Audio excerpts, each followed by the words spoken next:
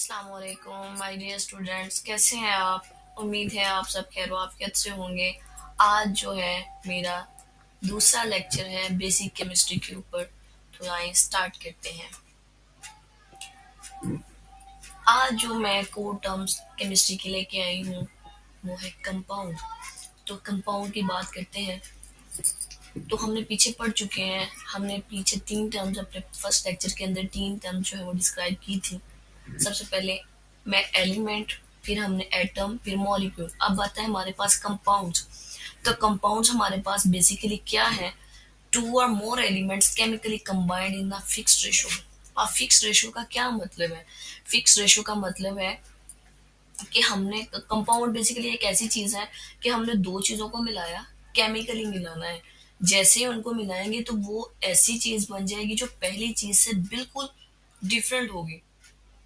जैसे for example हमने NaCl नमक है, ठीक है, हमारे पास जो टेबल सॉल्ट है उसे हम NaCl बोलते हैं, सोडियम क्लोराइड। तो उसमें सोडियम एक एलिमेंट है और क्लोरीन एक एलिमेंट है। दोनों को जब कंबाइन किया जाता है, अगर हम उनको देखें, उनकी केमिकल प्रॉपर्टी देखें, तो सोडियम एक मेटल है, क्लोरीन एक गैस है, क्लोरीन एक लिक्विड है, ठीक है।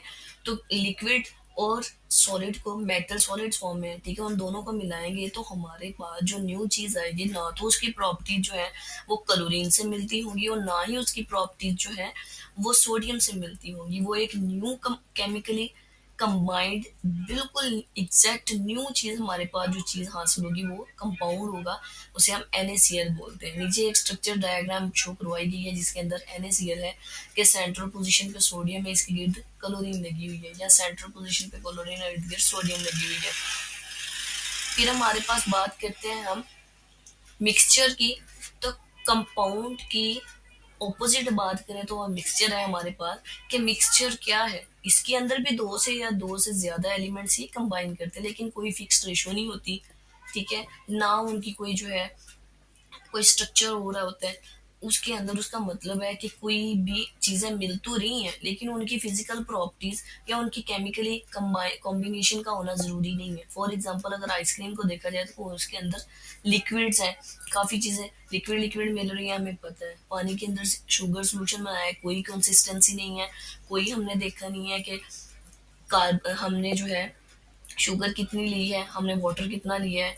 या हम एयर को देखें तो एयर इज अ मिक्सचर, एक ऐसी चीज जो बहुत सी चीजों को अपने अंदर ले ले, लेकिन वो केमिकली जो है वो कंबाइन ना हो। इन्हें हम अलग भी कर सकते हैं, ठीक है, लेकिन कंपाउंड अगर ऐसी चीज हमने वो बना ली है तो हम इसे फिजिकल तरीके से जो है वो अलग नहीं कर सकते, उसे वापस डिपेंड नहीं कर सकते। थर्ड चीज हमारे पास आ जाती है आयंस, चार्ज एटम्स और ग्रुप्स विद पॉजिटिव और नेगेटिव चार्जेस। अब चार्ज एटम्स कहाँ से आएंगे? हमने पढ़ा था, हम पीछे पढ़ चुके हैं कि मॉलिक्यूल्स, ठीक है, मॉलिक्यूल्स कैसे बनते हैं? केमिकली कॉम्बिनेशन ऑफ एटम से। तो केमिकल कॉम्बिनेशन का मतलब क्या है? हमारे पीरियोडिक टेबल के अंदर कुछ एटम्स ऐसे हैं जो कि पॉजिटिव चार्ज रख रहे होते हैं और कुछ ऐसे हैं जो नेगेटिव चार्ज रख रहे होते हैं। तो वो डिपेंड करता है उनकी इलेक्ट्रॉन गेनिंग और इलेक्ट्रॉन डोनेटिंग कैपेबिलिटी के ऊपर।